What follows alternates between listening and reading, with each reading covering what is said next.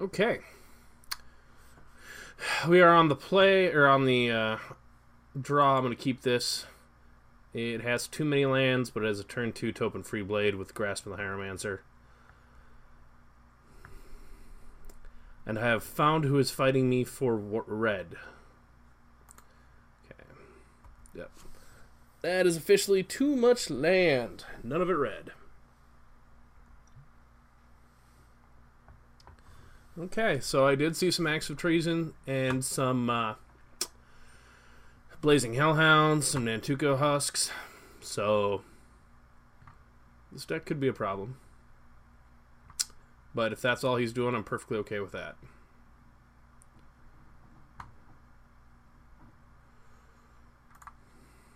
Well, at least it wasn't a land.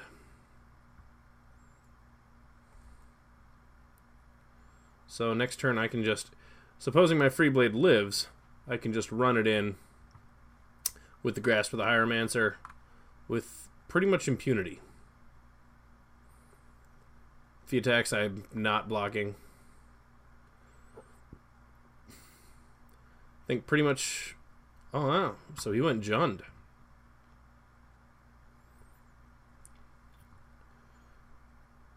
Okay. Well...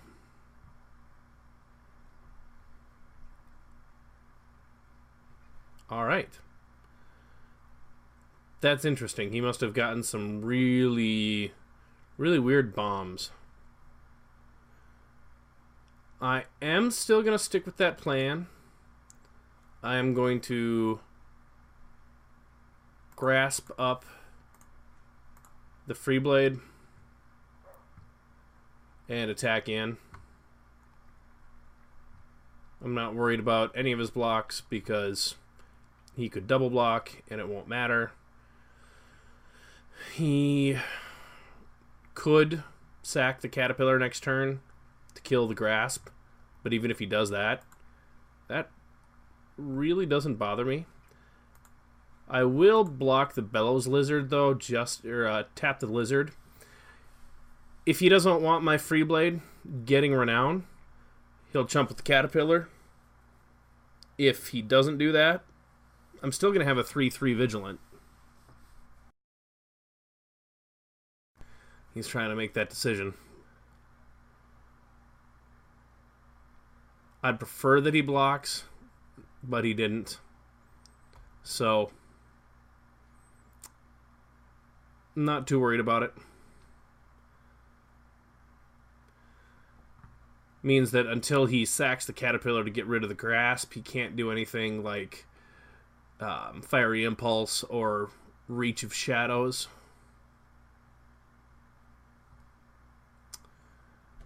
I'm not worried about anything that deals damage this turn, because I do have the Enshrouding Mist.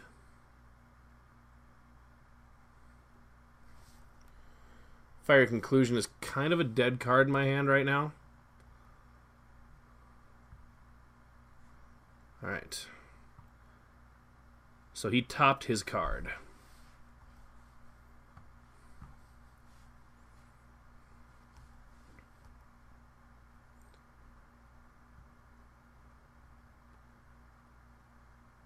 No attacks, alright.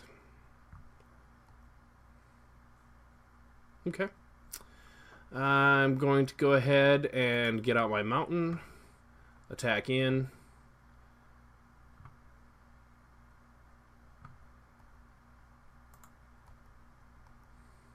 I'm assuming... Well, I don't know if he wants to block or not. He topped, so the scry doesn't do him any good. Yeah. He just lets it through. And then I'll put down Knight of the Pilgrim's Road, and I can hold up Enshrouding Mist in case he does cast anything that deals direct damage.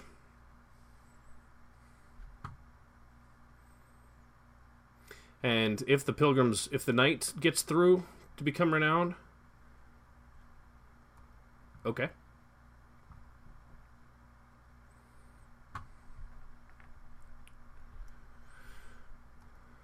There's nothing, he's not going to attack in. So Ooh. So I will Mighty Leap the Knight. And then attack with both.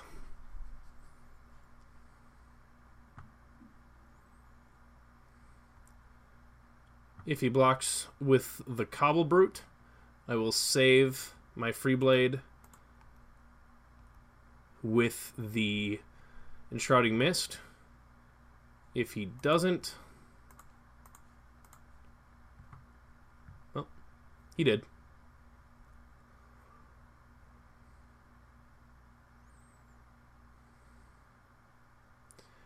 And now if he does end up having anything that would kill one of my creatures, I can Fiery Conclusion to sack it. Hopefully fizzle the spell, and if not... Okay.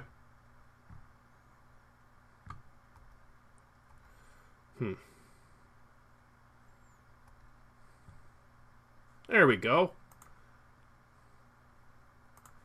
Bye-bye.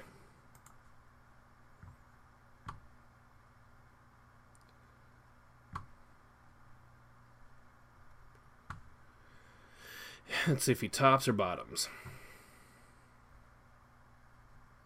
Bottomed it. Alright. And...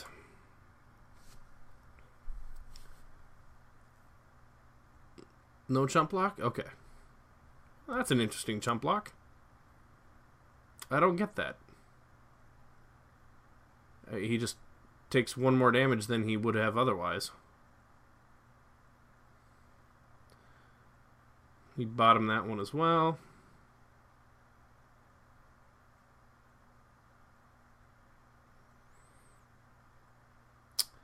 If he doesn't play a creature, it's just game. If he does, depending upon my draw, it might be worth it to Fiery Conclusion the creature. Okay. That is not worth Fiery Conclusioning.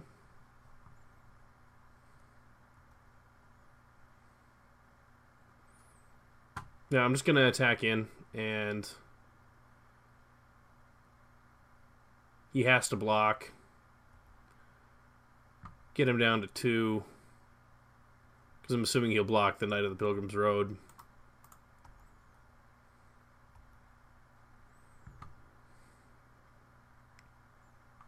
He needs... how many creatures? Okay, so he can start using Shadows of the Past. Which does become a pain in the butt.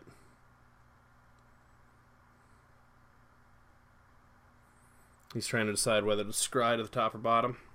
And he topped. Means the second scry does nothing.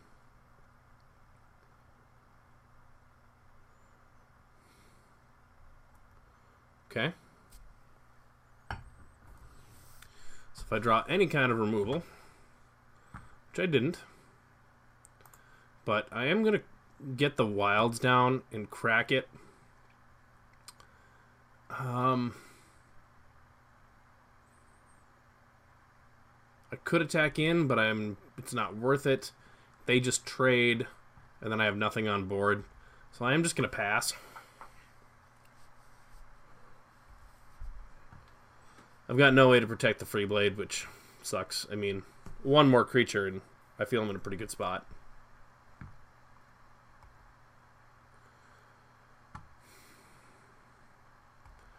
Blightcaster, huh? Well, it means he can't Shadows of the Past me.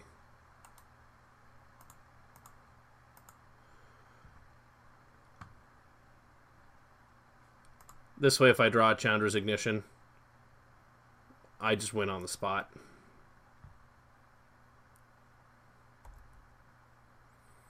If he attacks, and I draw a creature, I win on the spot. He did not. But Pricklepore is a problem for him.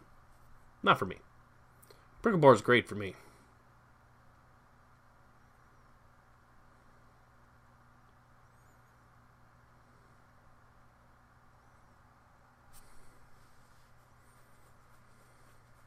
Again, Chandra's Ignition is just on the spot win. 2, 4, 6, 7. So he could do that and still have 2 mana up. So he would bring me down to 16, go up to 4.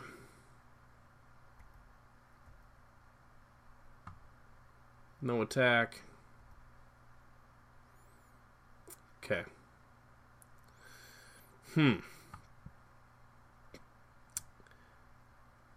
I think I attack in with both.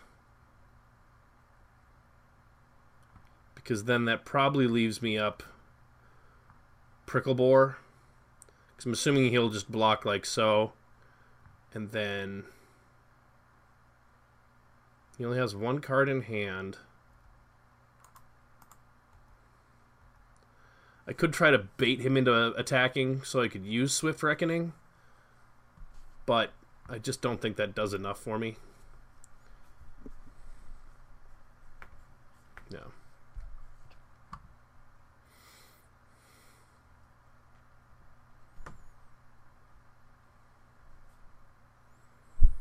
Yeah, I think I'll let this resolve like so.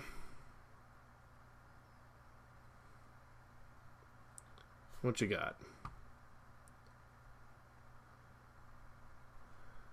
Alright.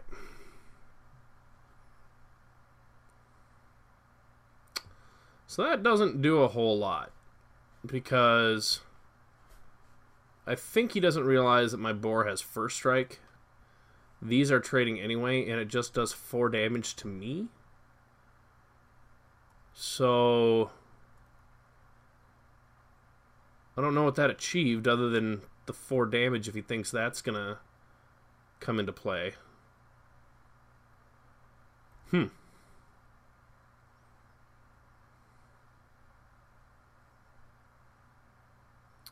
Yeah, he's got nothing else to do. Those trade. And he has to get a blocker out or he dies. Because even if he does that, he's got 2, 4, 6, 7. He can't do it twice. Pricklebore is still lethal. And he topped. Okay.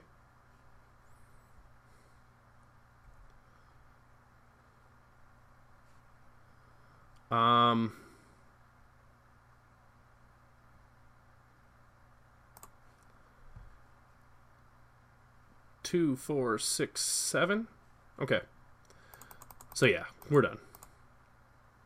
Untap. I will cast Totem Guide Heartbeast, sack it to Fiery Conclusion, and swing in for the kill.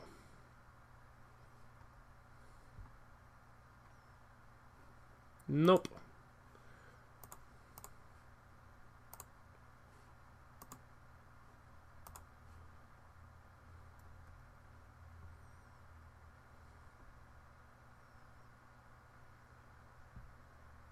That's game.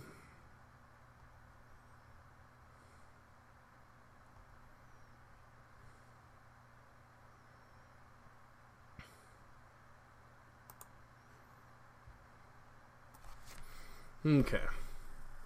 Saw a lot of low toughness red creatures. I did not see any artifacts.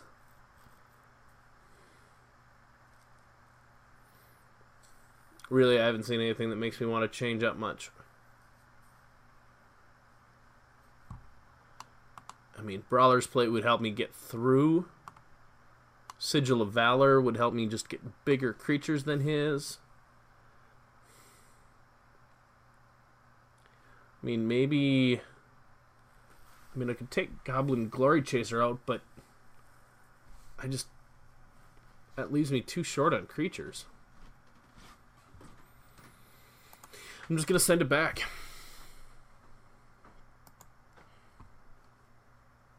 And... I mean, this is an okay start. I'd like to have something before turn, you know, a creature before turn 3. Wow, he's playing Prism Ring.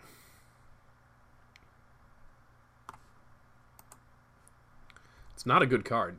I mean, that's a bad card. So next turn, I'm going to get Throwing Knife down. Got all my mana bases covered. Turn 3, I have to make a decision. Well, turn 3, I'm going to get the Knight down. Turn 4, I could either get the Griffin down, or I could get Throwing Knife equipped on the Knight and then make it flying. Okay, if he's missing land drops, then I am far ahead of this game.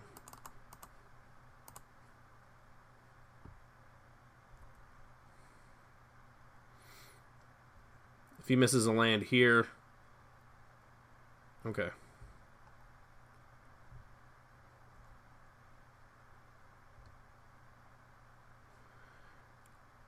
Yeah, I'm going to go the much more aggressive route.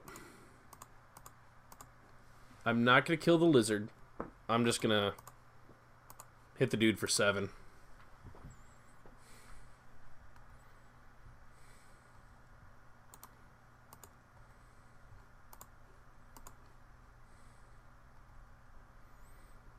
It is kind of annoying that I will have to target something every time with Throwing Knife, which will slow me down. But I've got the dude on a 3-turn clock. Well, not really a 3-turn clock. But he's not in a good spot. Because I have full license to kill pretty much anything he's going to cast on turn 3. Or anything for 3 mana. Okay.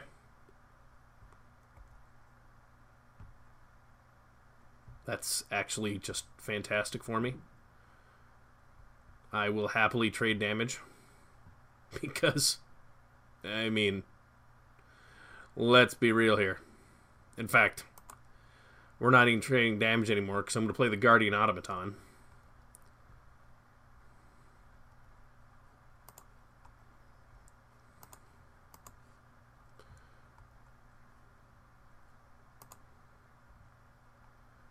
And then, when I block, I'll kill his creature and gain 3 life.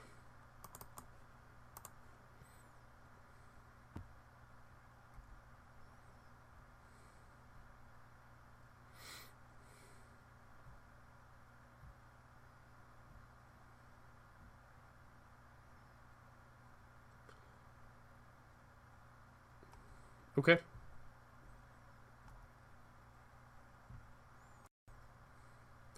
So next turn, I will use the Throwing Knife on the Cobble Brute.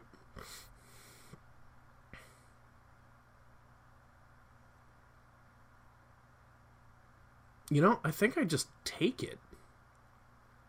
Yeah, I mean, why not?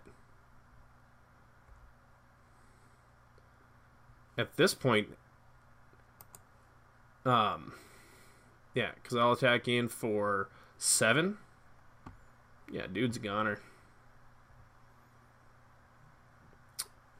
So I will sack the knife, kill the brute. Get it out of the way. Get my damage through.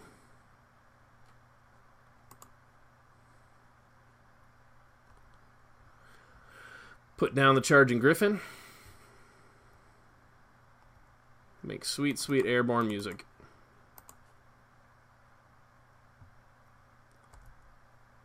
Because he's got a...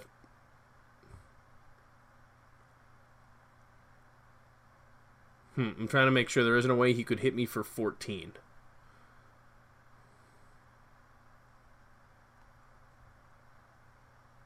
Still not enough.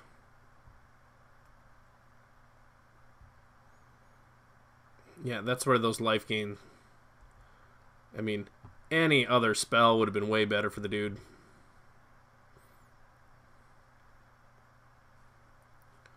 Yep. So just swing with everything. He'll probably block here, but he still takes 5.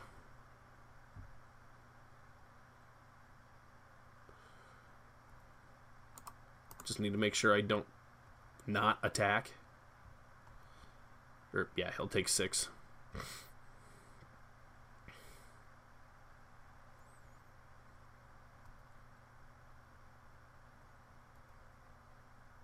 Alright. Well, that's game 1. Opponent was kind of hosed on land early, but still, I question some of the decisions he made on cards in his deck. I mean, that Bellows Lizard is playable if you absolutely have to, but, I mean, that many Cobble Brutes is just bad news. So,